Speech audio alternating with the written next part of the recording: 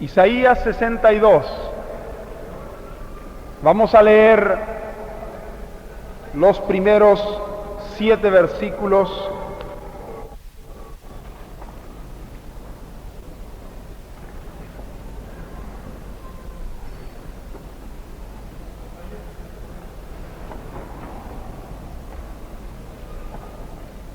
¿Estamos todos atentos?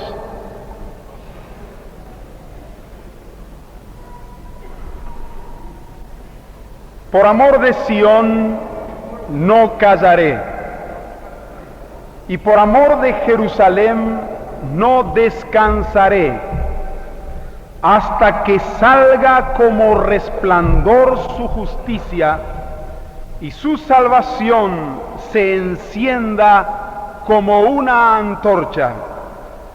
Entonces verán las gentes tu justicia y todos los reyes tu gloria, y te será puesto un nombre nuevo que la boca de Jehová nombrará, y serás corona de gloria en la mano de Jehová, y diadema de reino en la mano del Dios tuyo. Nunca más te llamarán desamparada, ni tu tierra se dirá más desolada, sino que serás llamada Efsibá y tu tierra Beulá, porque el amor de Jehová estará en ti, y tu tierra serás desposada, y tu tierra será desposada.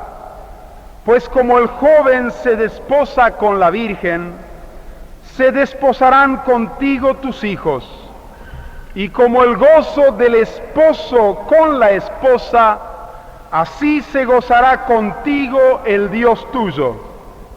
Sobre tus muros, oh Jerusalén, he puesto guardas, todo el día y toda la noche. No callarán jamás. Los que os acordáis de Jehová, no reposéis, ni le deis tregua, hasta que restablezca a Jerusalén y la ponga por alabanza en la tierra. Seguimos leyendo hasta el final del capítulo. Juró Jehová por su mano derecha y por su poderoso brazo, que jamás daré tu trigo por comida a tus enemigos, ni beberán los extraños el vino que es fruto de tu trabajo, sino que los que lo cosechan lo comerán y alabarán a Jehová, y los que lo vendimian lo beberán en los atrios de mi santuario. Pasad por las puertas, barred el camino al pueblo, allanad la calzada, quitad las piedras, alzad pendón a los pueblos. He aquí Jehová hizo oír hasta lo último de la tierra. Decid a la hija de Sión, he aquí viene tu Salvador, he aquí su recompensa con él, y delante de él su obra, y les llamarán pueblo santo, redimidos de Jehová, y a ti te llamarán ciudad deseada, no desamparada. Amén. ¿Cuántos creen lo que hemos leído? ¿Cuántos entienden lo que hemos leído? Muy bien, la fe está yendo delante de la comprensión.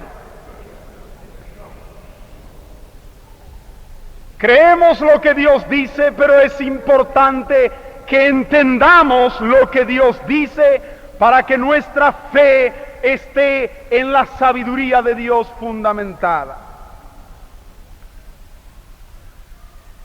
Aquí habla de la restauración de Jerusalén, la restitución de Jerusalén.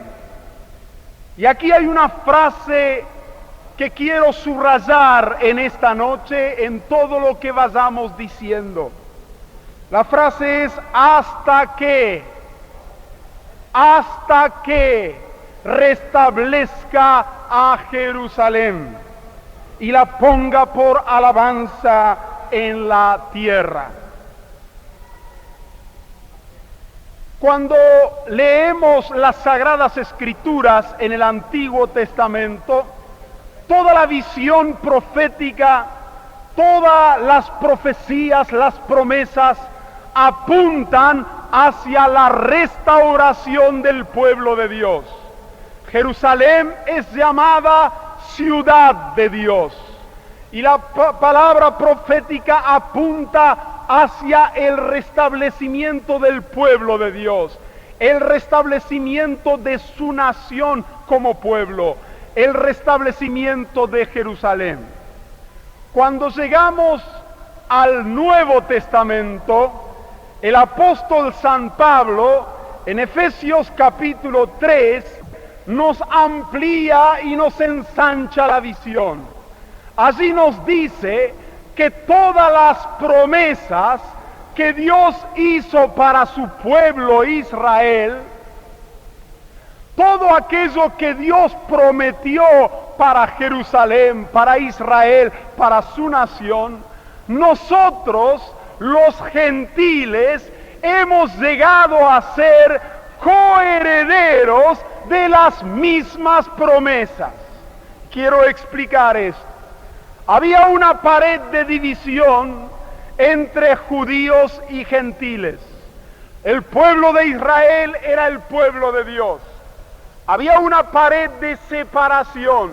Los demás eran gentiles. Ahora todo lo que Dios prometía era para su pueblo. Por allí algunas profecías hay, más bien aisladas y esporádicas, anticipando de que también Él se iba a formar pueblo de aquellos que no eran su pueblo. Pero Israel no se dio cuenta de esto hasta que el Espíritu reveló esta verdad a los apóstoles y a los profetas. Llegado Jesucristo y habiendo muerto en la cruz, dice el Señor en su palabra que Él derribó la pared intermedia de separación entre judíos y gentiles, haciendo de los dos un solo pueblo. Las promesas, la mayoría de las promesas del Antiguo Testamento, la visión profética habla acerca de la restauración de Israel, de Jerusalén, del pueblo de Dios. Era para ellos. Los que estaban del otro lado de la pared no tenían esta esperanza ni tenían esta promesa. Pero viene Jesucristo y derrumba la pared intermedia de separación. Ahora ya no hay división. Ahora todo lo que Dios prometió para su pueblo es también para ¿quiénes? ¿Para quiénes? Para los gentiles. ¿Cuántos gentiles hay aquí? A ver, levanten la mano. Muy bien, hay muy pocos judíos. Pero ahora ya no somos ni gentiles ni judíos. Somos el pueblo del Señor.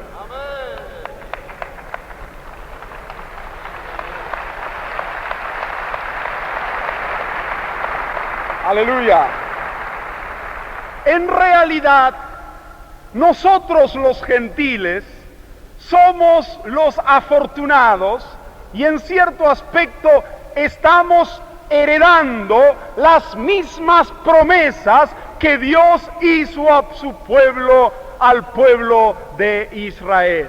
Es decir, al romper la pared, ya no hay nada que nos separa, de tal manera que todo lo que Dios prometió, también nosotros somos herederos, dice Efesios 3, coherederos de las mismas promesas por medio del Evangelio.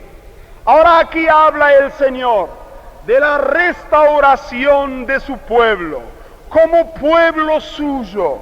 Un pueblo que nunca más será desamparada, un pueblo que no será desolada, sino que será llamada Efsibá, que quiere decir mi deleite está en ella.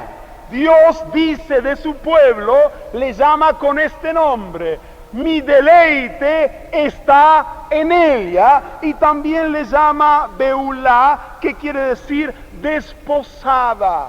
Dios se enamora de su iglesia. Dios dice: aquí está mi deleite, está otra vez en mi pueblo. Ahora, ¿cuál pueblo? ¿Israel o los gentiles? ¿Cuál? Ya no hay más dos. ¿Cuántos hay? Uno solo. Todo lo que prometió para Israel, los gentiles somos coherederos. Ya no hay gentiles y judíos. Todas las promesas que apuntaban para Israel, al romper la pared, nosotros fuimos sumados al pueblo de Dios y allí estamos heredando las promesas. Efesios capítulo 3, les invito a abrir la Biblia. Efesios capítulo 3.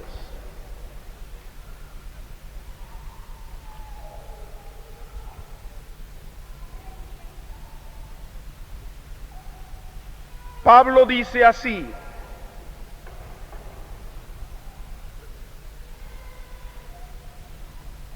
versículo 6, él revela el misterio que fue escondido durante siglos y ahora es revelado por los apóstoles y profetas.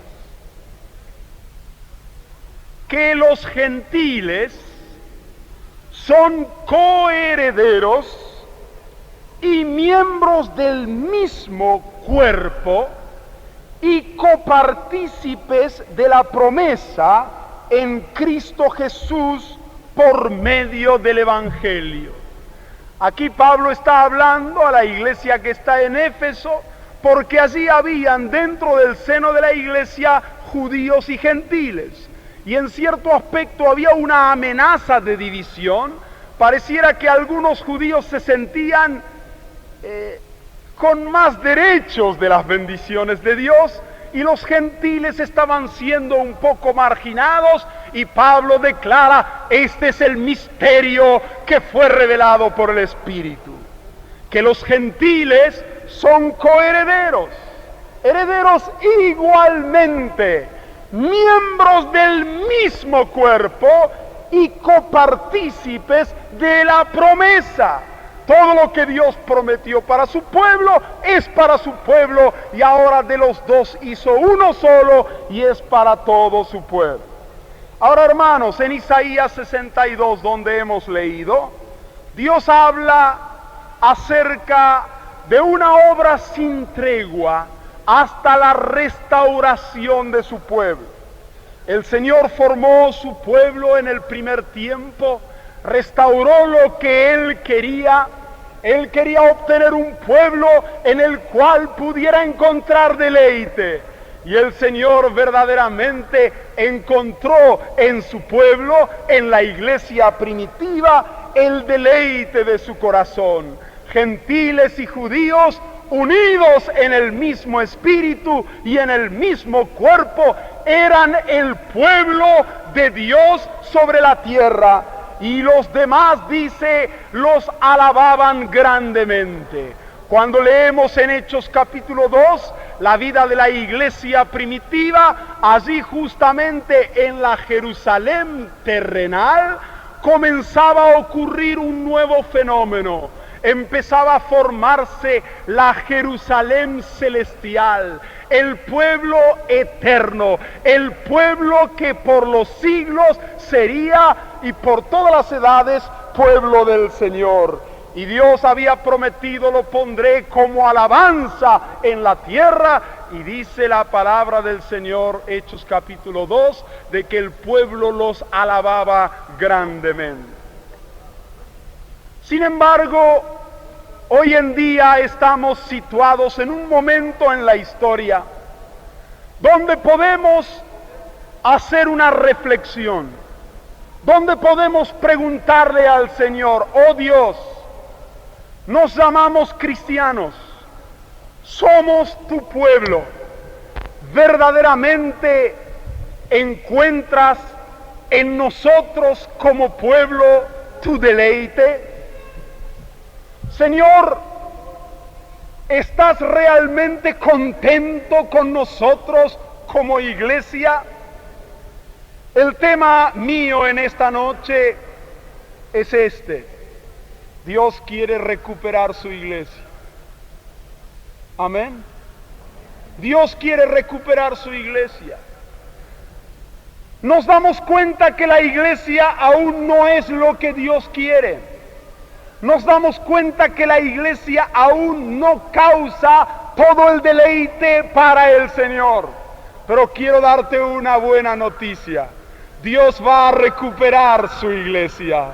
Y Dios va a recuperar su deleite en su pueblo, que es la iglesia. Dice aquí, por amor de Sion no callaré, no me voy a callar. Por amor de Jerusalén no descansaré, hasta que salga como resplandor su justicia. Dios dice, yo no me voy a callar, yo no voy a descansar, yo no voy a parar. Y el profeta dice también con Dios, no me voy a callar, no voy a descansar, hasta que vea que salga como resplandor su justicia. Bendito sea el Señor. Dios se ha determinado recuperar su iglesia. Que la iglesia sea verdaderamente iglesia.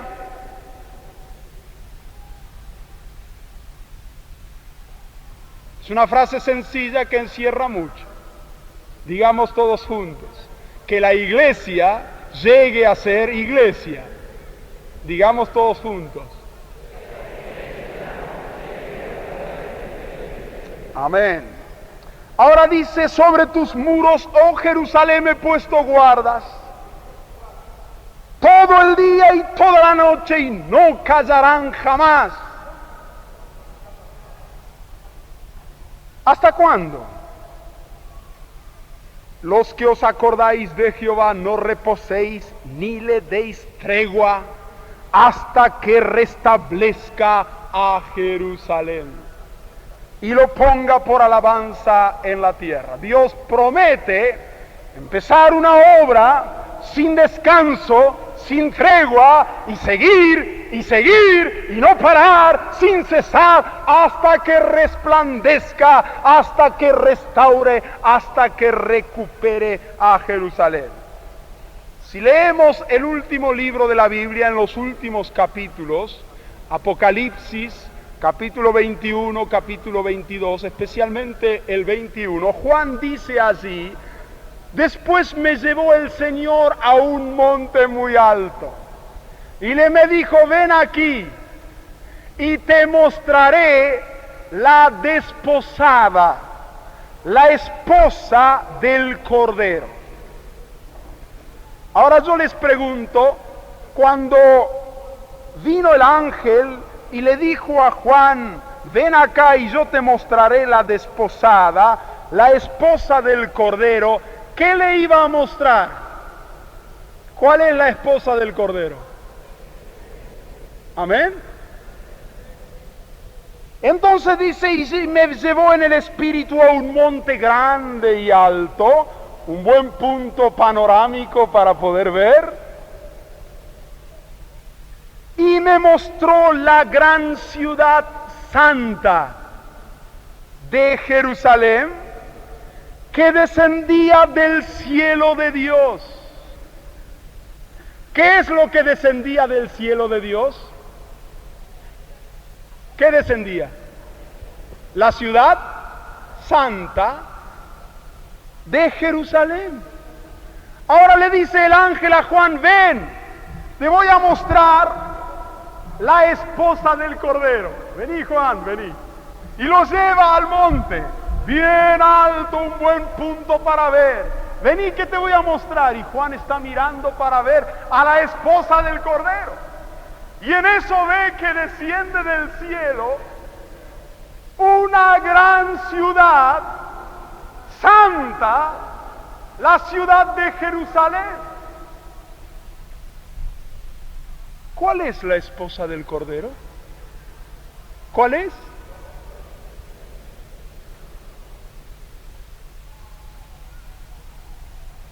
a mostrar la esposa del Cordero. ¿Y qué le muestra? Me mostró la gran ciudad santa de Jerusalén que descendía del cielo de Dios, teniendo la gloria de Dios. Y su fulgor era semejante al de una piedra preciosísima, como piedra de jaspe, diáfana como el cristal.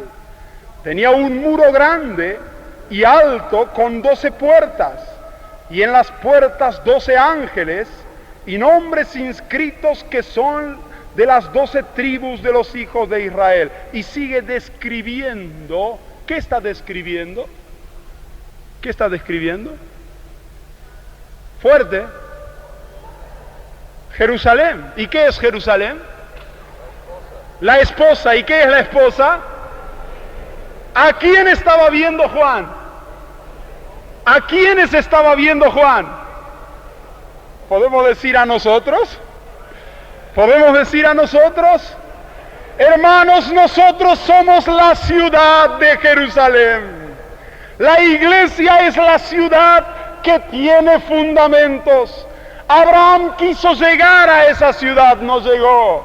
Jacob quiso llegar a esa ciudad, no llegó. La vieron de lejos, dice, la saludaron. Hay una ciudad cuyo arquitecto y constructor es Dios. Es la única ciudad que tiene fundamentos, porque en el tiempo final, en la última conflagración de los siglos, cuando todo reino y cuando todo sistema humano se derrumba por falta de fundamentos, la única ciudad que va a permanecer es la que tiene fundamentos. ¿Cuál es? ¿Cuál es? La iglesia del Señor. Ahora hemos leído Apocalipsis 21 muchas veces y hemos distorsionado nuestra imagen. Todos o la mayoría, al leer Apocalipsis 21 y esta descripción tan hermosa de las 12 puertas con los muros y con todas aquellas piedras preciosas y las calles que eran de oro y que en ella no había templo y la ciudad no tenía necesidad del sol ni de luna porque la gloria de Dios la ilumina y las naciones que hubieran sido salvas andarán a la luz de ella. Los evangélicos tradicionales, al leer esto, siempre lo hemos imaginado como que esto es el cielo. Y tenemos canciones que dicen, qué lindo es Jerusalén cuando vaya allí, o el cielo, las calles de oro, las puertas de perla. Y queridos, quiero decirles que es un error. Esta no es la descripción del cielo. Esta es la descripción de la iglesia gloriosa, santa, sin mancha, ni arruga, ni cosa semejante, que el Señor prepara y preparó y se presentó a sí misma. Los testigos de Jehová discuten y pelean con los evangélicos porque dicen que la esperanza final es aquí en la tierra. Y los evangélicos discuten con ellos y dicen, no, la esperanza es en el cielo. Pero quiero decirles que la esperanza nuestra y la esperanza de Dios no es ni la tierra ni el cielo, sino es la iglesia. La iglesia va a estar en la tierra y en el cielo, pero Dios lo que quiere y lo que está describiendo aquí es la iglesia. Ahora, queridos hermanos, Dios al final va a tener lo que Él quiere. Él es poderoso, es capaz de hacerlo. Ahora esta palabra viene a mi corazón con mucha fuerza.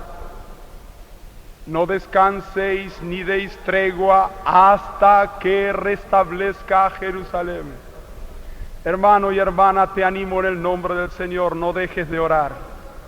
Sin cesar, no descanses, no le des tregua, ora sin cesar para que Dios resplandezca, para que Dios restaure a su iglesia, para que la iglesia sea en esta tierra lo que debe ser. No descanses. No descanses de amar. No dejes de amar. No dejes de proclamar la verdad.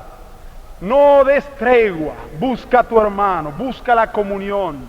Haz todo lo que Dios pone en tu mano para hacer. No descanses ni le des tregua hasta que veas Jerusalén restaurada, la iglesia como corona de gloria en la mano del Señor. Afortunadamente estamos diciendo estas cosas en un momento cuando justamente está aconteciendo. Es más fácil profetizar hoy que hace 20 años atrás. Es más fácil hablar hoy de estas cosas que hace 50 años atrás. Porque ahora ya estamos experimentando el comienzo de la recuperación, de la restauración de la iglesia del Señor. Estamos experimentándolo. El hecho de que nos hemos convocado y estamos aquí es porque hay en nosotros un sentir, una convicción de que algo está sucediendo, algo está pasando, Dios está obrando, Dios está derramando su espíritu, Dios está dando luz, está revelando su palabra porque Él quiere recuperar su iglesia, para que la iglesia sea iglesia. Por eso, en estos años en medio de la cristiandad, vemos que Dios ha comenzado a obrar. Para lograr esto, el Señor tiene algunos pasos que sucesivamente está llevando a cabo. Primeramente, Dios está introduciéndose en medio de su pueblo, en muchos lugares, en muchas congregaciones, en muchas vidas, en muchas ciudades y pueblos y en muchas naciones. Dios quiere recuperar su libertad. Sí, nos llamamos cristianos, nos llamamos pueblo de Dios, pero recuerdo yo hace 10 años o 12 años atrás, me pregunto si Dios realmente tenía lugar entre nosotros, si Él quería hacer algo, si Él quería obrar, si Él quería hablar, si Él quería actuar. Lo habíamos limitado a Dios, lo habíamos reducido a un lugar. Sí, Dios estaba con nosotros, pero lo habíamos encerrado en un cuartito dentro de nuestra casa, hablando figuradamente. Dios quiere recuperar su libertad en medio de su pueblo. Dios quiere que le saquemos la mordaza, que le saquemos las sogas con que le hemos atado, que lo desatemos de la silla donde le hemos puesto, que abramos allí la llave y de la puerta. Él quiere obrar. ¿Sabe cómo Dios se ha metido en medio de su pueblo?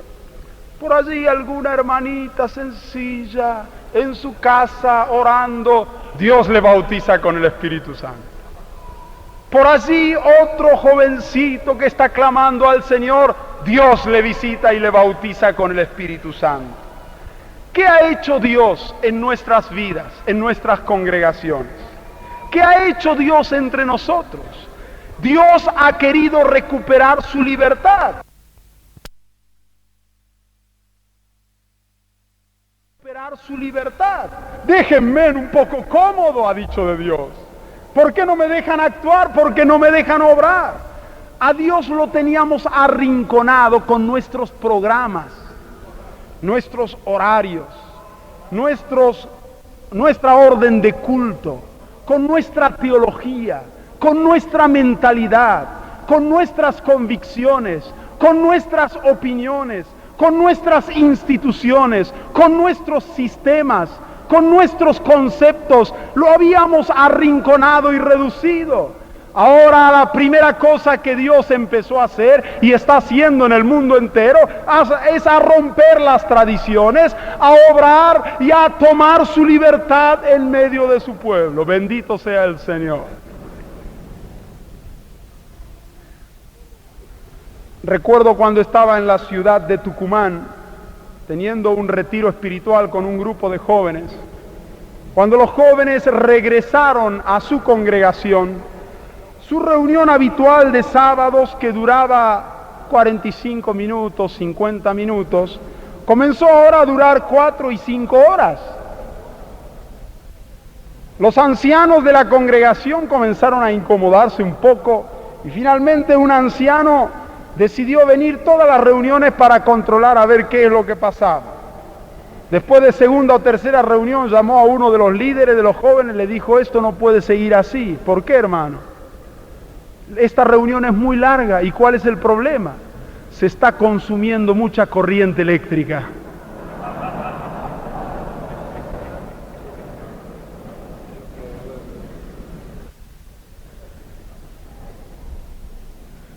Ahora Dios está cambiando las cosas, se está metiendo por todas partes, Él está haciendo lo que quiere. Algunos le han dado permiso y Él la toma, otros no le dieron permiso y Dios está tomando su permiso. Bendito sea el nombre del Señor. Dios quiere recuperar su libertad para obrar, para bautizar, para sanar, para hablar a su pueblo, para obrar como Él quiere en medio de su pueblo. Pero no queda allí. Hay un segundo paso en la progresión de la obra del Señor, apuntando siempre a la recuperación de su iglesia. La segunda cosa que vemos que está sucediendo es que Dios quiere recuperar el micrófono en medio de su pueblo. A Dios le sacaron el micrófono, no le dejan hablar, no le dan la palabra, le han quitado el derecho de hablar. Los hombres hablan, pero Dios no. La voz profética ha cesado. No hay revelación, no ha habido la luz y Dios dice: bueno, yo he recuperado mi libertad, pero pido la palabra.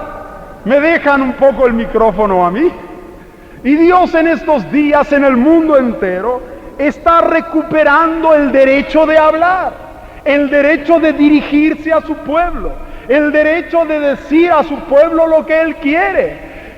Y al derramar su Espíritu Santo, la cosa inmediatamente posterior que vemos que está sucediendo es que Dios comienza a hablar a su pueblo. El pueblo está contento de oír la voz de Dios. El pueblo siente que Dios habla y responde a la voz de Dios.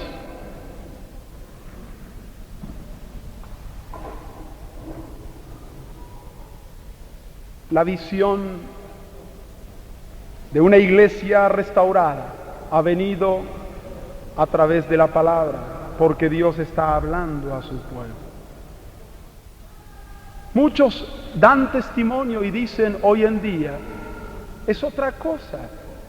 Cuando escuchamos la palabra de Dios, cuando escuchamos la predicación, escuchamos la palabra de Dios. Hay una conciencia que está viniendo y está sucediendo. Dios está hablando a su pueblo. Amén.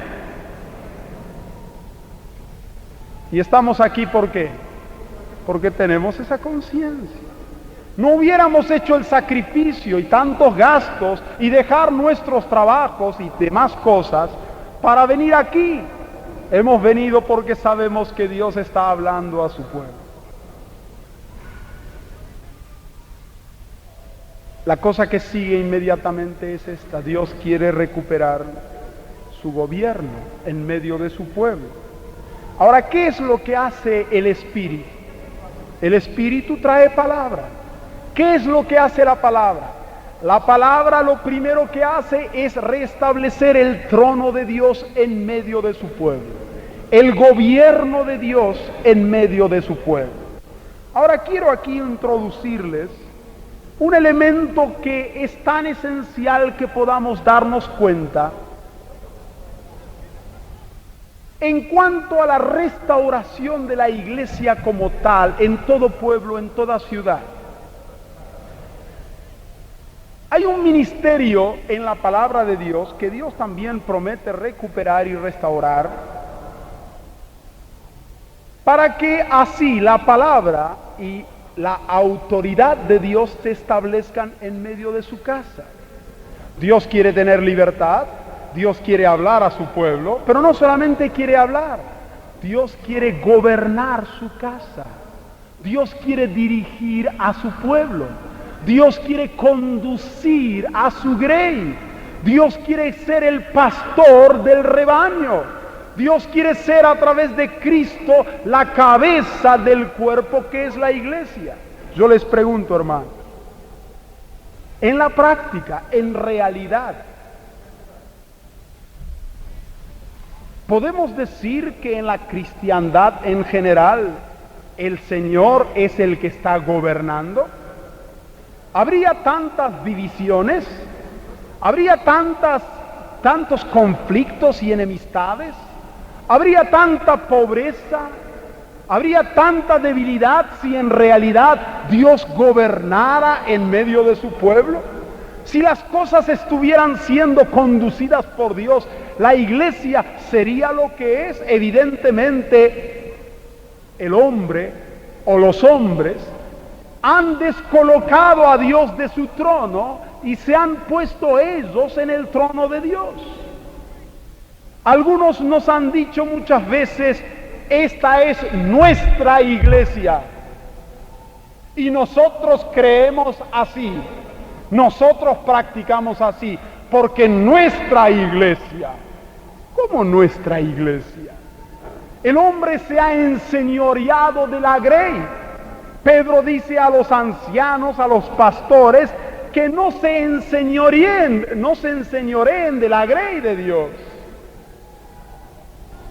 Pero el hombre se ha enseñoreado.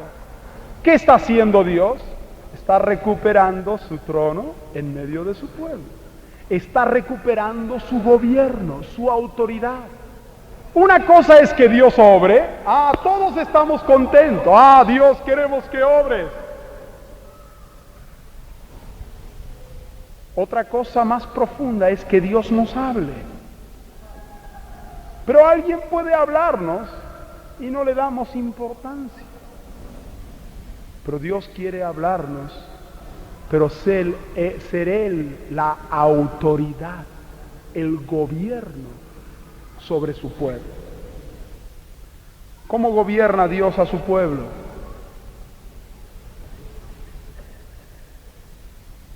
Hay un ministerio que hoy en día escasea, pero que está siendo restaurado. Dice que en Efesios capítulo 4 Él dio dones a los hombres y Él mismo estableció a algunos como apóstoles, a otros como profetas, a otros como evangelistas y a otros como pastores y maestros.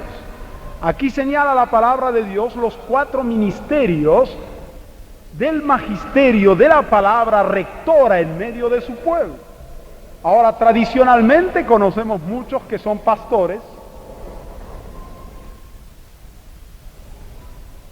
Tradicionalmente conocemos muchos que se llaman evangelistas, aunque personalmente creo que el ministerio de evangelista según el Nuevo Testamento es bastante diferente a lo que hoy en día se estila o se conoce. Pero ¿a quiénes se conoce como profetas o como apóstoles? Dios, para recuperar su iglesia, está levantando en el mundo entero apóstoles y profetas. Pablo dice que él, como perito arquitecto, ha puesto el fundamento. Pablo es apóstol, conoce su ministerio. ¿Qué son los apóstoles y profetas?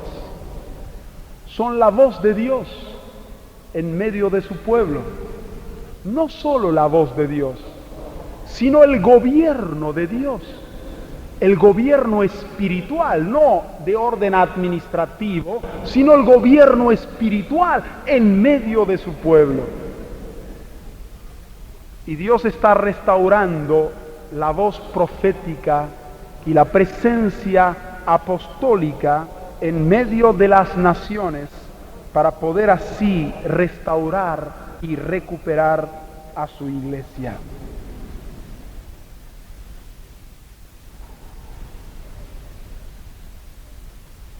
¿Para qué los apóstoles? ¿Para qué los profetas? Dice que Dios los ha puesto en el cuerpo, apóstoles, profetas, evangelistas y pastores y maestros, para la edificación de los santos, a fin de perfeccionar a los santos para la obra del ministerio, para la edificación del cuerpo de Cristo. Hasta que, otra vez esta palabra aparece en Efesios 4, todos lleguemos a la unidad de la fe y del conocimiento del Hijo de Dios, a un varón perfecto, a la medida de la estatura de la plenitud de Cristo. ¿Hasta qué? ¿Qué significa? Que Dios coloca estos ministerios en medio de su cuerpo y los va a colocar hasta que lleguemos a lo que Dios quiere que lleguemos, a la unidad de la fe y a la formación del cuerpo de Cristo aquí en la tierra. No va a haber iglesia que sea iglesia sin ministerio apostólico y profético. Y el que tiene oídos para oír y discernir la voz apostólica y profética que está empezando a sonar en muchas partes del mundo, que preste atención. Tenemos quizás una imagen distorsionada de lo que son los apóstoles y los profetas, y entonces esperamos algo que realmente no es. Los profetas fueron hombres iguales que nosotros, sujetos a las mismas pasiones. No eran hombres excepcionales, eran hombres comunes, dotados por Dios para la restauración y la edificación de su pueblo, que es la iglesia. Hay dos clases de ministerio profético y apostólico. Quiero hoy hablar de estas dos cosas juntas, porque en Efesios 3, 4 habla siempre de apóstoles y profetas, el edificado sobre el fundamento de los apóstoles y profetas, y dice luego revelado a los apóstoles y profetas. Estos dos ministerios, que son distintos pero al mismo tiempo juntos, constituyen el ministerio o la gracia de la revelación, la voz de Dios en medio de su pueblo, una voz rectora, una voz orientadora que va trazando el rumbo al pueblo del Señor. Tanto en Israel como en la actualidad o en la iglesia podemos distinguir dos tipos de ministerio profético. Unos son los profetas pioneros, otros son los profetas de restauración. Moisés, por ejemplo, fue un profeta, un hombre que tenía acceso de Dios, a Dios, que oía a Dios y traía la palabra de Dios al pueblo. ¿Por qué un profeta pionero? Porque lo que Dios le mostró a Moisés y le reveló a Moisés, nunca se lo había revelado a ningún otro antes. Moisés estaba estableciendo en medio de Israel las bases de esa nación, las bases espirituales, morales, las bases de Israel como pueblo. Lo que Moisés enseñó nunca antes había sido enseñado. Por eso le llamamos profeta pionero. Pero luego, cuando avanzamos en la historia de Israel, cuando la nación de Israel se deterioró, Dios comienza a restaurar a su pueblo Israel y levanta otra vez profetas. Isaías, Jeremías, Ezequiel, Ageo, Sofonías, ¿qué son? Profetas también. Pero ellos no enseñaron nada nuevo. Cada vez que hablaban al pueblo, les decían que volvieran a las antiguas enseñanzas dadas por Dios al principio. Por eso profetas de restauración. Ellos no enseñaron nada nuevo, sino volvieron al pueblo a las sendas antiguas. Arrepiéntanse, dejen sus caminos, vuelvan a las sendas antiguas. Nada nuevo enseñaron en este sentido. No había ninguna diferencia de doctrina ni de enseñanza entre Moisés y los profetas. Salomón edificó la casa, el templo en Jerusalén. Él fue un edificador pionero. David, su hijo, su padre, juntó los materiales y Salomón edificó el templo. Nunca antes había sido edificado templo, pero ahora fue edificado. Ese templo fue finalmente destruido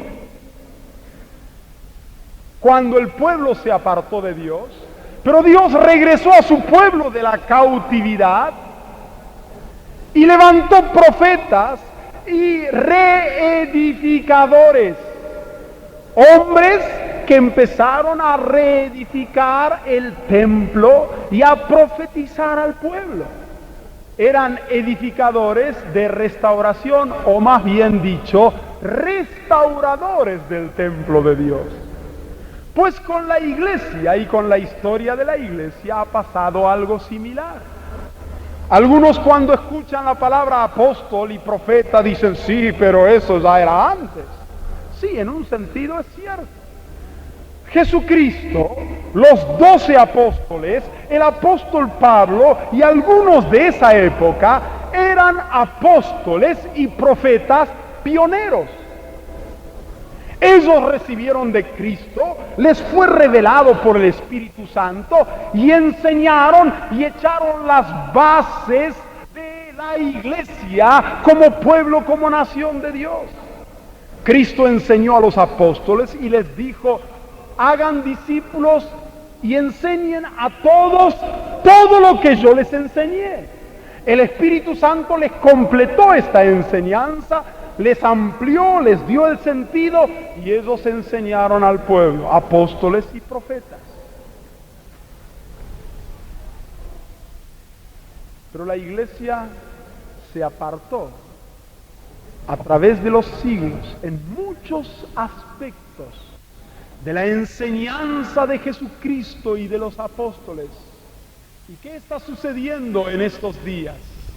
Dios comienza a levantar la voz profética, la palabra apostólica en medio de su pueblo. ¿Para qué? Ninguno que hoy se levante puede ser un profeta pionero, y si fuera así, no lo queremos. Pero sí Dios va a levantar profetas de restauración, apóstoles y profetas que hagan tornar al pueblo a las antiguas enseñanzas dadas por los apóstoles y profetas pioneros. Y allí estamos situados hoy en día. Dios quiere recuperar su iglesia. Dios quiere que la iglesia sea iglesia. Y para ello levanta estos ministerios, para que pudiera así restablecerse en medio del pueblo una palabra con autoridad, una palabra que trace rumbo, una palabra que dirija al pueblo hacia la restauración, hacia el logro del propósito de Dios. Dios quiere recuperar su iglesia. ¿Lo crees esto? Jesucristo está intercediendo como Juan en Juan 17 a la diestra del Padre. Padre, que todos sean uno, que sean perfectos en unidad, para que el mundo crea que tú me has enviado. Dios ha prometido restaurar a su pueblo y Dios lo va a restaurar. Dios quiere recuperar su iglesia como iglesia. La iglesia hoy en día está dividida. La iglesia hoy en día tiene muchos nombres que no son correctos. La iglesia es una sola, pero hoy vemos tantas congregaciones que se autotitulan como iglesia tal o cual. Dios quiere restaurar su iglesia como iglesia, para que la iglesia sea una, para que la iglesia sea pueblo de Dios, para que la iglesia sea la expresión de la imagen de Dios aquí en la tierra, para que la iglesia pueda manifestar al mundo la gloria de Dios, enseñar a las naciones el camino de la justicia y de la rectitud.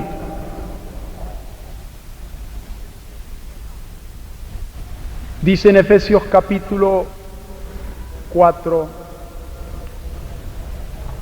que no seamos niños fluctuantes, llevados por doquier, de todo viento de doctrina, por estratagema de hombres, que para engañar emplean con astucia las artimañas del error. Dios no quiere que seamos niños fluctuantes. ¿Saben lo que son los niños fluctuantes? Aquellos que están un poco con esto, luego se desaniman, van a otra cosa, se entusiasman con eso, lo dejan, dicen, la cosa era así, van para allá, se contradicen, dan marchas y contramarchas, avanzan y retroceden, van de la derecha a la izquierda, de la izquierda a la derecha, siempre inquietos buscando a ver qué cosa más pudieran captar por ahí. Niños fluctuantes. Dios quiere que vayamos creciendo. Dios quiere que vayamos creciendo siguiendo la verdad en amor, para que todo el cuerpo, bien concertado y unido entre sí, por todas las coyunturas, pudieran así ayudarse mutuamente para la construcción y la edificación de su cuerpo que es la iglesia. Hermanos, estamos en días de restauración. Estamos en tiempos de reconstrucción de la casa de Dios. Tenemos que volver a los planos de Dios. Tenemos que oír la voz profética que Dios está levantando en medio de su pueblo.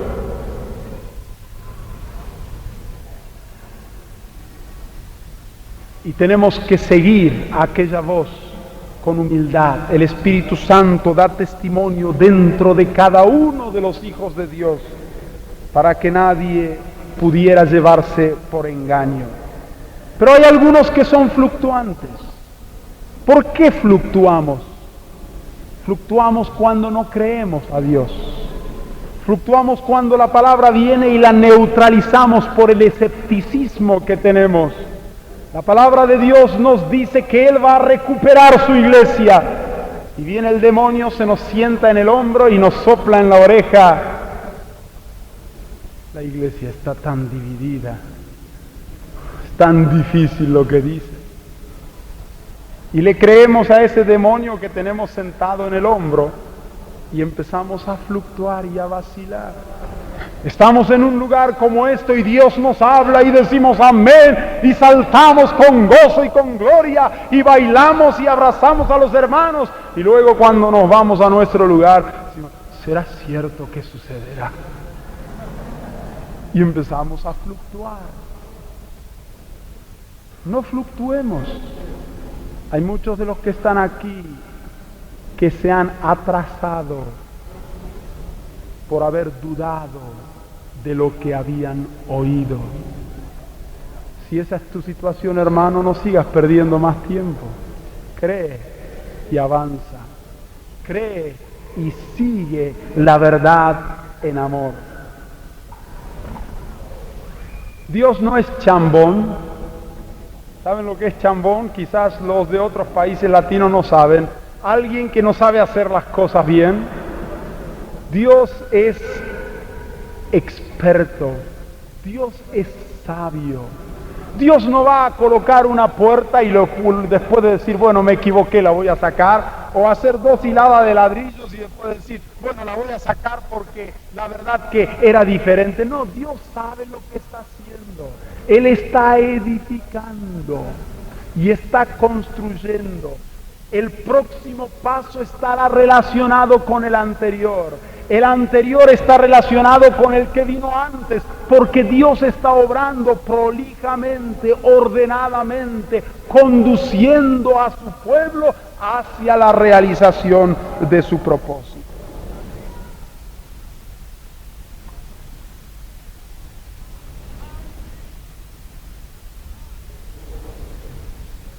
La iglesia no va a ser edificada solamente con pastores.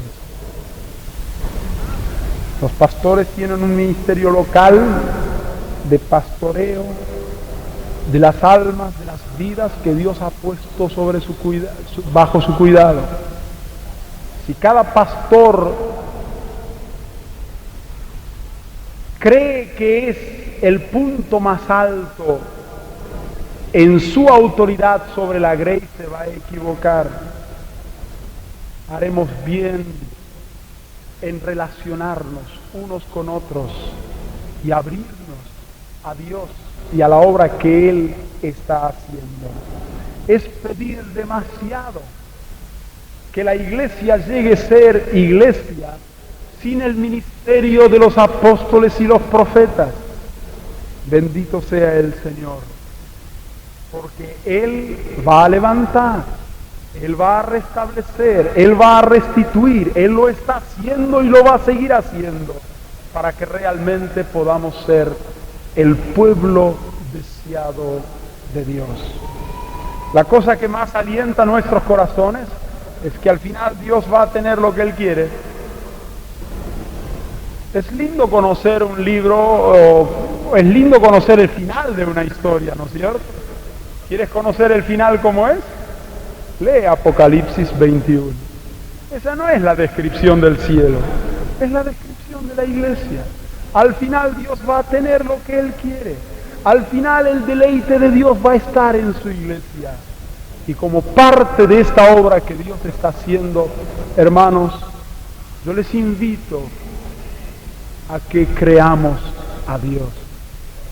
Creamos lo que Él nos está diciendo y que seamos dóciles para seguir al Señor en la obra que Él está haciendo en cada lugar, en cada ciudad, en cada pueblo.